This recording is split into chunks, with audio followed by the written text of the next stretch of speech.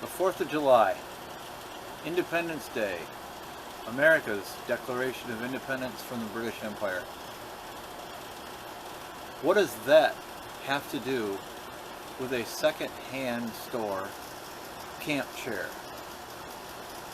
Find out coming up. But first, please subscribe to this channel. We like to talk about self-protection issues as well as self-improvement issues. And we hope to have some unique videos coming up in the summer months regarding evasion and escape.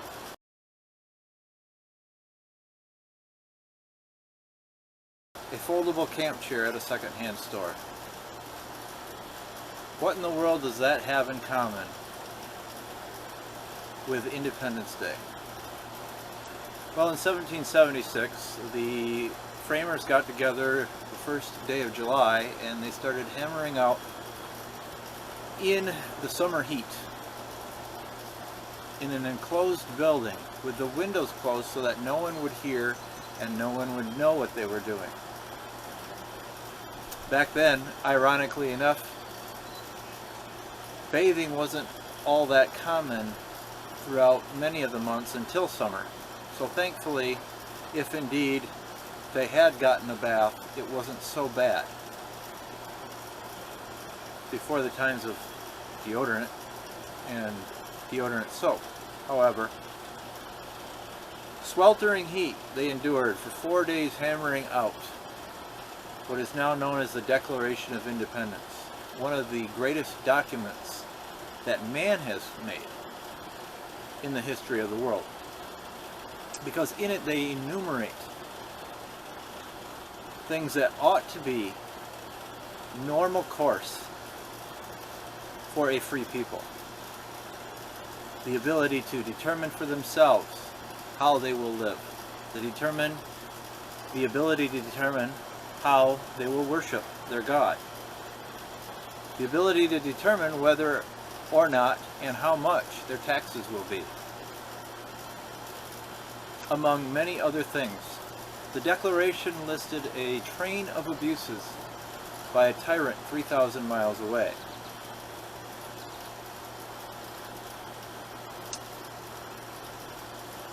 And a camp chair.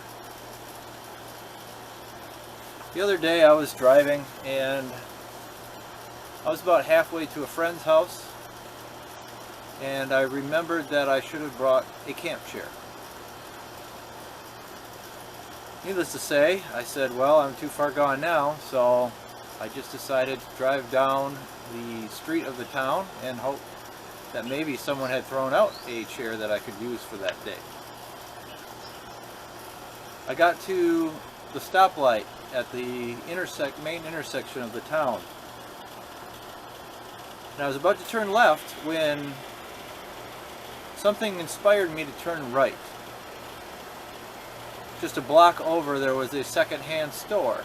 And I said, you know what? They may not even be open, but I will check and find out whether they are open and if they have some kind of outdoor chair that I can bring to the party. Needless to say, the store was open, and it was open for only about a half hour more. I went to the furniture section, and sure enough, here is a foldable camp chair for $4. As long as it's functional, I don't care. Well, I really didn't need to buy a chair because I was going to be the only one there, hanging out with my friend and his girl. But needless to say, it was an interesting lesson. An interesting lesson that I try to live by in every aspect of my life. Because in the Declaration of Independence, toward the end, in closing, the founder said, "With firm reliance on Divine Providence." Yes, some, very few of them, but some of them were deists. However, deists don't talk about providence because they don't believe that God is still in control once He created everything. And you sure don't rely on divine providence if it's up to you to determine your future. Being how they were religious men, they put their reliance on divine providence and were confident enough to be able to pledge their lives, their fortunes, and their sacred honor to found this nation and declare independence from a tyrannical empire across the sea.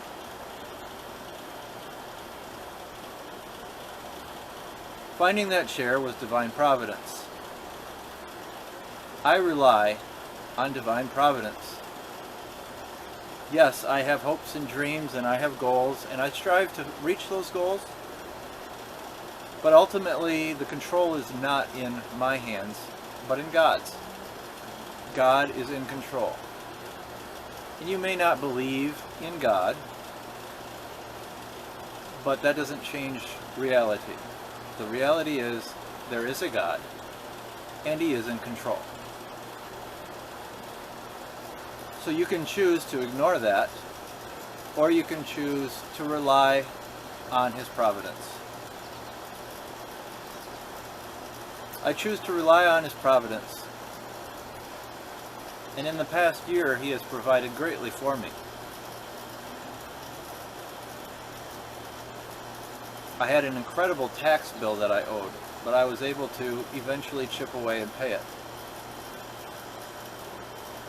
I have other bills that need to be paid, and I am confident that He will provide.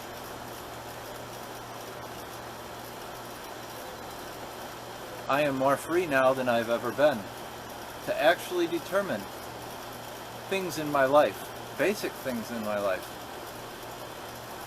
And for that I am grateful. I am thankful to God that in His providence He has led others to reject me to the point where I am free.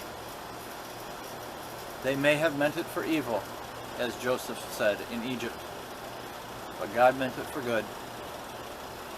That's reliance on divine providence. That's the connection that God provides,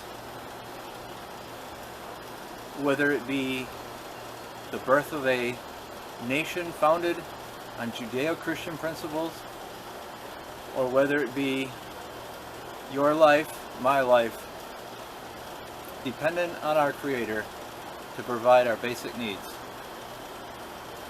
And that's how we can sleep peacefully at night. That God is in control and He cares. So happy Independence Day. If you are not independent, I hope you find whatever independence you need to find to break free from any tyranny in your life. Tyranny of sin, tyranny of relationship, abusive relationships. Praise God, we are free at last.